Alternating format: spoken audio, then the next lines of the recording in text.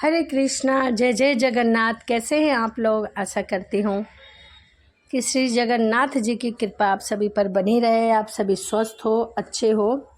इसी कामना के साथ आज हम सुनेंगे श्री कृष्ण जी कैसे बने जगन्नाथ। तो आइए मन में श्री जगन्नाथ जी का ध्यान करते हुए कथा को सुनते हैं। एक समय की बात है कि भगवान श्री कृष्ण सो रहे थे और निद्रा अवस्था में उनके मुख से राधा राधा नाम निकल रहा था। वहीं पर कई सारी पटरानियाँ थीं। उनको लगा कि वह प्रभु की इतनी सेवा करती है, परंतु प्रभु को सबसे ज़्यादा रानी राधा जी का स्मरण रहता है। रुक्मिणी जी एवं अन्य रानियाँ जैसे कि रोहिणी जी ने राधा रानी और कृष्ण के प्रेम और व्रज लीलाओं का वर्णन करने की प्रार्थना की। माता ने कथा सुनाने के लिए हामी तो भर दी, लेकिन यह भी कहा कि श्री कृष्ण और बलराम को इनकी भनक तक ना लगे। यह सारी बातें तय हुई। सभी रानियों को रोहिणी जी का एक गुप्त स्थान पर कथा सुनाएगी, यह निश्चय किया गया और इसके लिए सुभद्रा जी को पहरा देने के लिए रखा गया। सुभद्रा जी को आदेश दिया गया कि वह स्वयं श्री कृष्ण और बलराम भी आए तो उन्हें अंदर ना आने दे, उन्हें मना कर दे। माता ने कथा सुनानी आरंभ की। सुभद्रा द्वार पर तैनात थी। थोड़ी ही देर में श्री कृष्ण और बलराम वहां आ पहुंचे। सुभद्रा ने आज्ञा के अनुसार उन्हें वहीं रोक दिया, जिससे भगवान श्री कृष्ण को कुछ संदेह हुआ। वह बाहर से अपनी सूक्ष्म शक्ति द्वारा अंदर की सभी बातों को सुन रहे थे। व्रज लीलाओं को आनंद लेकर सुनने लगे। बलराम जी भी कथा का आनंद लेने लगे। कथा सुनते सुनते श्री कृष्ण, बलराम और सुभद्रा के हृदय में ब्रज के प्रति अद्भुत प्रेम भाव उत्पन्न हुआ। वह उस भाव में उनके पैर हाथ सिकुड़ने लगे जैसे बाल्यकाल में थे। तीनों राधा जी की कथा में ऐसे विभोर हुए कि मूर्ति के समान जड़ प्रतीक होने लगे। बड़े ध्यानपूर्वक देखने पर उनके हाथ पैर दिखाई नहीं दे रहे थे। सुदर्शन ने भी द्रवित होकर लंबा रूप धारण कर लिया। उसी समय देव मुनि नारद वहां आ पहुंचे। भगवान ने इस रूप को देखकर बहुत ही आश्चर्यचकित हुआ तथा तरंग भंग हुई तो नारद जी ने प्रणाम करके भगवान श्री कृष्ण को कहा कि हे प्रभु, मेरी इच्छा है कि मैंने आज जो रूप आपका देखा है वह आपके भक्तजन भी देखें, जो कि पृथ्वी लोक पर चिरकाल तक देखने को मिले। आप इस रूप में पृथ्वी पर कहीं भी वास करिए। भगवान श्री कृष्ण नारद जी से कहते हैं कि मुझे प्रसन्नता हुई। उन्होंने कहा कि ऐसा ही होगा। काली काल में मैं इसी रूप में नीलांचल क्षेत्र में अपना स्वरूप प्रकट करूंगा। कलयुग आगमन के उपरांत प्रभु की प्रेरणा से मालवा राज इंद्रधृत ने भगवान श्री कृष्ण, सुभद्रा और बलराम की ऐसी ही प्रतिमा जगन्नाथ मंदिर में स्थापित कराई गई। राजा इंद्रधृत श्रेष्ठ प्रजापालक राजा थे। प्रजा उन्हें बहुत ही प्रेम करती थी। प्रजा सुखी और संतुष्ट थी। राजा के मन में इच्छा हुई कि वह कुछ ऐसा करे जिससे सभी उन्हें स्मरण करें। देव योग से इंद्रधृत के मन में एक अज्ञात कामना प्रकट हुई और उन्होंने मंदिर का निर्माण कराया जैसे दुनिया में कहीं और ना हो। इंद्रधृत विचरने लगे कि आखिर उनके मंदिर में किस देवता की मूर्ति स्थापित करें। राजा के मन में यही इच्छा थी और यही बातें दिन रात चल रही थी। वह गंभीर चिंतन में थे। उन्हें रात को नींद भी नहीं आती थी कि आखिर मैंने मंदिर तो बनवा दिया, परंतु इस मंदिर में मैं किस ईश्वर को समर्पित करूं, किस ईश्वर की स्थापना करूं, मुझे अभी तक समझ नहीं आया। एक दिन निद्रा में सोते हुए राजा ने एक सपना देखा। उन्होंने देखा कि देववाणी सुनाई पड़ी। इंद्रधृत ने सुना, राजा तुम पहले नए मंदिर का निर्माण आरंभ करो, मूर्ति विग्रह की चिंता छोड़ दो। उचित समय आने पर तुम्हें स्वयं ही राह दिख जाएगा कि इस मंदिर में किस भगवान का निर्माण करना है। राजपुरोहित के सुझाव पर शुभ मुहूर्त में पूर्वी समुद्र तट पर एक विशाल मंदिर के निर्माण का निश्चय किया गया।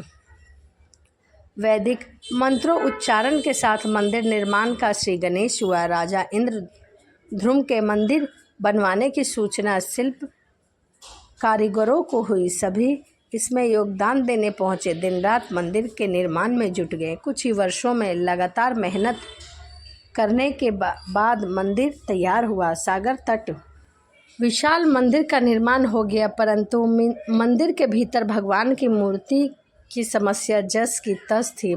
अभी तक यह तय नहीं हुआ था कि इस मंदिर में कौन से भगवान विराजमान होंगे। एक दिन मंदिर के गर्भगृह में बैठकर इसी चिंता में बैठे हुए थे राजा। राजा की आंखों से आंसू निकल आए। राजा ने भगवान से विनती कि प्रभु आपके किस स्वरूप को मैं इस मंदिर में स्थापित करूं, इसकी चिंता में मैं बहुत ही चिंतित हूं। आपने जो स्वप्न का संकेत दिया है, अब उसे पूरा करने का समय आ गया है। राजा की आंखों से आंसू झरझर बह रहे थे। वह प्रभु से प्रार्थना करते जा रहा था और अपने आशीर्वाद से बड़ा सम्मान है प्रजा समझेगी कि मैंने झूठ मूठ स्वप्न में बताया था उसे कहा, वह इस बात को झूठ मानेगी। हे प्रभु मार्ग दिखाइए। राजा बहुत ही दुखी मन से इस पर विचार कर रहे थे। विचार करते करते वह महल की ओर चले गए। फिर जब रात्रि को वह सोए तो उन्हें स्वप्न में उन्होंने देववाणी सुनाई दी, राजा यहाँ निकट में ही भगवान श्री कृष्ण का विग्रह है, तुम उन्हें खोजने का प्रयास करो, तुम्हें दर्शन मिलेंगे। इंद्र ध्रुव ने स्वप्न की बात पुनः पुजारी और मंत्रियों, परंतु मूर्ति का कहीं पता नहीं लग रहा था। भगवान के विग्रह का पता लगाने की जिम्मेदारी इंद्र ध्रुव ने 4 विद्वान पंडितों को सौंप दी। प्रभु इच्छा से प्रेरित होकर चारों विद्वान चारों दिशाओं में निकल पड़े।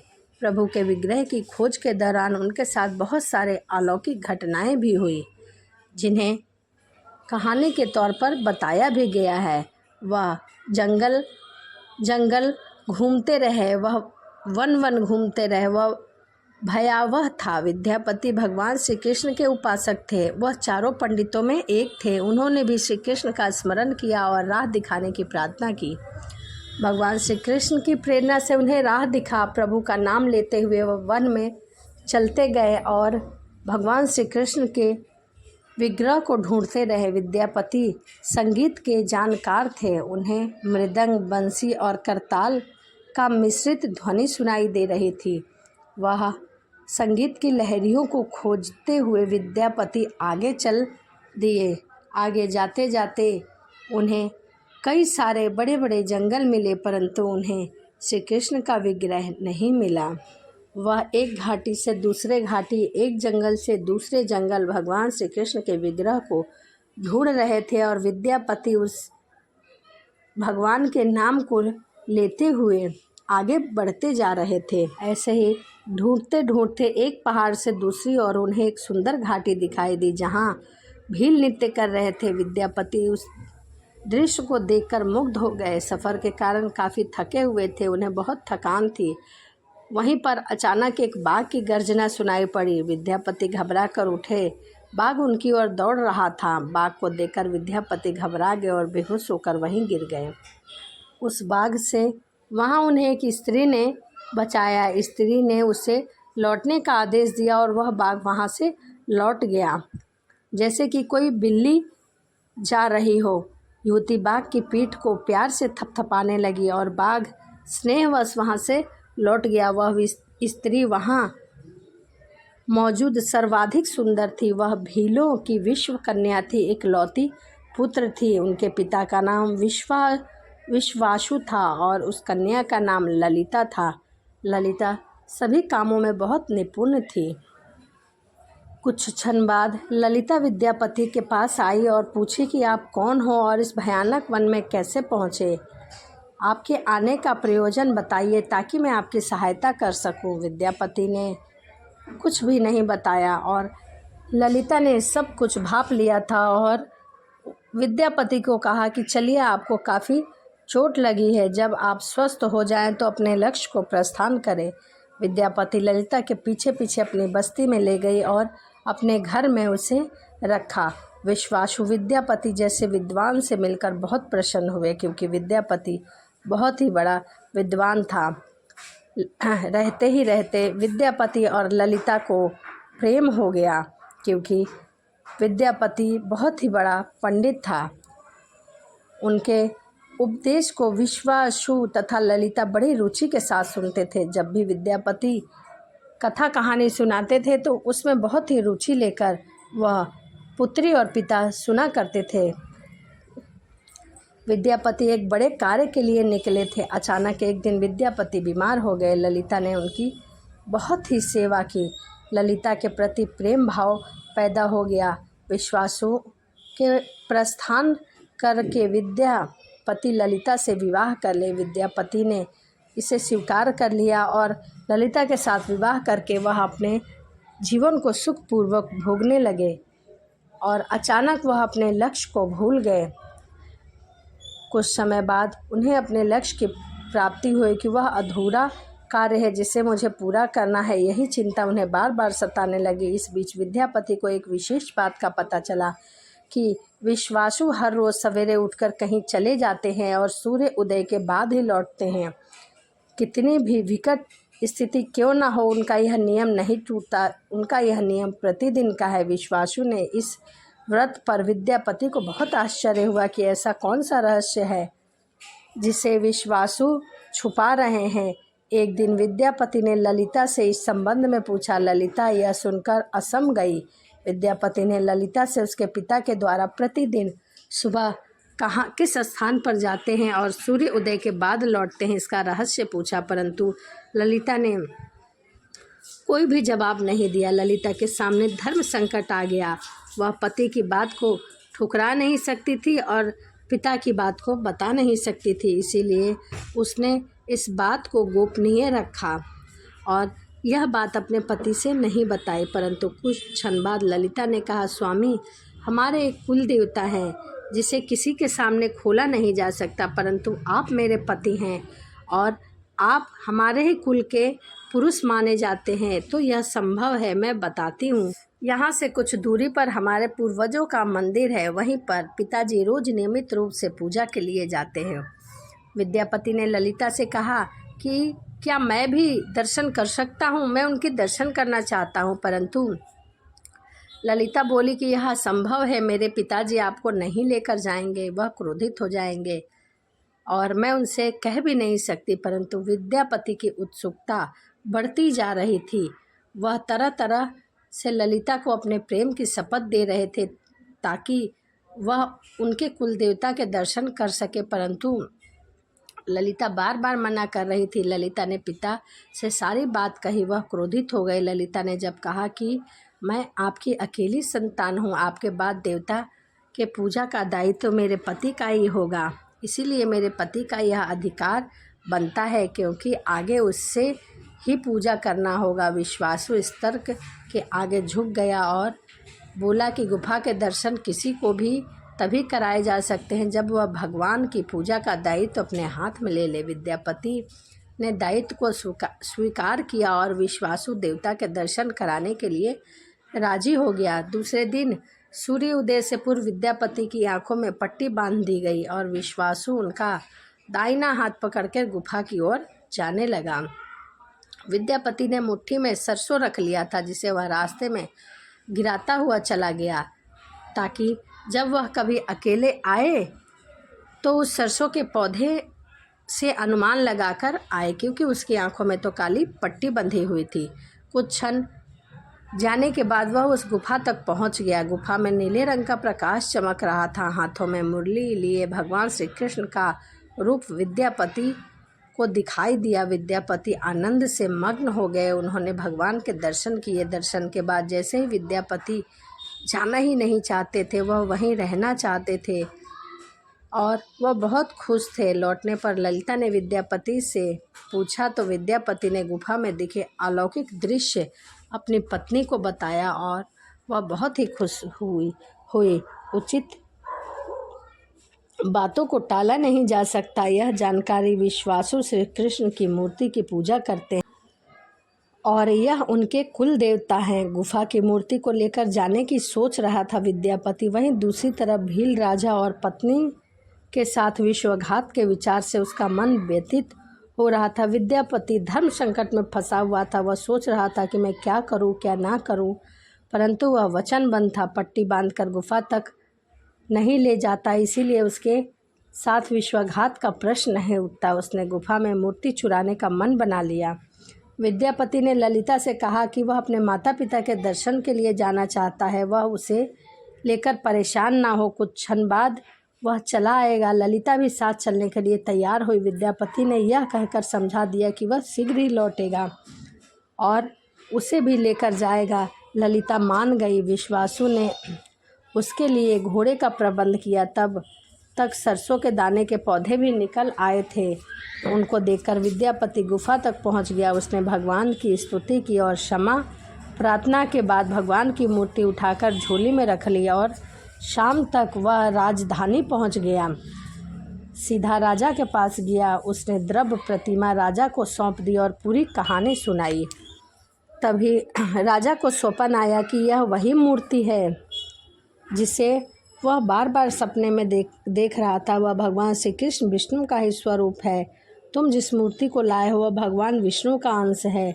दोनों आश्वस्त थे कि उनकी तलाश पूरी हो गई। राजा ने कहा, भगवान द्वारा भेजी हुई लकड़ी से हम इस प्रतिमा का बड़ा सा स्वरूप बनाएंगे और अपने ससुर से मिलकर इस मूर्ति वापस लगा देंगे। उनके कुल देवता का इतना बड़ा विग्रह एक भव्य मंदिर में स्थापित देखकर उन्हें खुशी होगी। दूसरे दिन सूर्योदय से पूर्व राजा विद्यापति तथा मंत्रियों को लेकर सागर तट पहुँचे। स्वप्न के अनुसार कुंदा बांधकर वह मूर्ति आगे बढ़ाई गई और उस मूर्ति को देखने के लिए सैकड़ों लोग आए। सुबह से रात हो गई। अचानक राजा ने काम रोकने का आदेश दिया। उसने विद्यापति को अकेले में जाकर कहा। राजा के चेहरे पर संतोष के भाव थे। राजा ने विद्यापति को गोपनीय स्वरूप से कहीं चलने की बात कही। राजा इंद्रद्युम्न ने कहा कि अब भगवान का विग्रह बन जाएगा। राजा इंद्रद्युम्न को भगवान की प्रेरणा से समझ आने लगा कि आखिर प्रभु के विग्रह के लिए जो लकड़ी का कुंदा पानी में बहकर आया वह लकड़ी हिलडुल भी नहीं रहा था। परंतु वह हिलडुल भी क्यों नहीं रहा? राजा ने विद्यापति को बुलाकर कहा। उन्होंने तुरंत दिव्य मूर्ति को अपने हाथ से लाए और उनकी अब पूजा की। उसने तुरंत भेंट करके क्षमा मांगी। बिना स्पर्श किए ही वह कुंदा आगे बढ़ गया और हिलने लग गया। विद्यापति विश्वासु से मिलने पहुँचे। राजा ने पर्वत की चोटी से जंगल को देखा। दोनों भीलों की बस्ती की ओर चुपचाप चलते रहे। इधर विश्वासु अपने नियमित दिनचर्या के हिसाब से गुफा में गया। देवता की पूजा के लिए चले। वहाँ प्रभु की मूर्ति गायब थी। उसे समझ आ गया था कि वह मूर्ति और कोई नहीं, उसका दामाद ही चुरा कर ले गया है। यह बात अपनी पुत्री को बताई। ललिता को सारी बात सुना दी। विश्वासु पीड़ा से भरा घर के आंगन में गिरा पड़ा था। ललिता अपने पति द्वारा किए गए विश्वासघात से बहुत ही दुखी थी। पिता पुत्री दिन भर विलाप करते रहे कि उनके कुल देवता की मूर्ति आखिर कहाँ चली गई। अगली सुबह हुई। विश्वासु उठे और सदा की तरह अपनी दिनचर्या का पालन करते हुए गुफा की तरह निकल गए। वह यह जानते थे कि वहाँ मूर्ति नहीं है, फिर भी वह गए और उनकी आंखों में बहुत आंसू थे। पिता के साथ साथ पुत्री भी चली गई और उनके पास खड़े होकर हाथ जोड़कर रोने लगी। फिर ऊंची चट्टान से वह गिर गई और बिलख बिलख कर रोने लगी। उनके पीछे प्रजा भी रो रही थी कि आखिर उनके कुल देवता की मूर्ति कहाँ चली गई। उसी समय उनके साथ विद्यापति को बस्ती की ओर आते हुए देखा और वहाँ राजा भी थे। विश्वासु राजा के स्वागत में गुफा से बाहर आए, लेकिन उनकी आंखों में आंसू था। राजा इंद्रद्युम्न विश्वासु के पास आए और उन्हें हृदय से लगा लिया और सारी बात बता दी कि तुम्हारे कुल देवता की मूर्ति कहाँ है, क्यों लेके गए, कहाँ स्थापित करना है, सारी बात बता दी गई। महाराज के आदेश का पालन किया गया। यह सुनकर सब चौंक गए। विश्वासु ने राजा को आसन दिया। राजा ने विश्वासु को शुरू से अंत तक की सभी कहानी बता ही चुके थे कि ईश्वर के द्वारा भेजे हुए इस लकड़ी के कुंदे से बने मूर्ति के भीतर हम इस दिव्य मूर्ति को सुरक्षित करना चाहते हैं। अपने कुल की प्रतिमा को पुरी के मंदिर में स्थापित करने की अनुमति दे और जब तक आप इस लकड़ी को नहीं छुएंगे यह नहीं हिलेगा। विश्वासु राजी हो गया। उसने स्पर्श करते ही लकड़ी हिलने लग गई। विश्वासु ने कुंदे को छुआ और उसी से मूर्ति तैयार की गई। राजा के सेवकों ने कुंदे को राजमहल में पहुंचा दिया। अगले दिन मूर्तिकार और शिल्पकारों को बुलाया गया और भगवान श्री कृष्ण, बलराम और सुभद्रा की बहुत ही सुंदर मूर्ति तैयार की गई। तो इस प्रकार श्री कृष्ण जी बने जगन्नाथ जी। तो वीडियो आपको कैसे लगेगी कमेंट में जय जय जगन्नाथ लिखना ना भूलें। तो चलिए इसी के साथ वीडियो को समाप्त करते हैं और मिलते हैं अगली वीडियो में। सभी को राधे राधे, जय श्रीमन नारायण, हरे कृष्णा।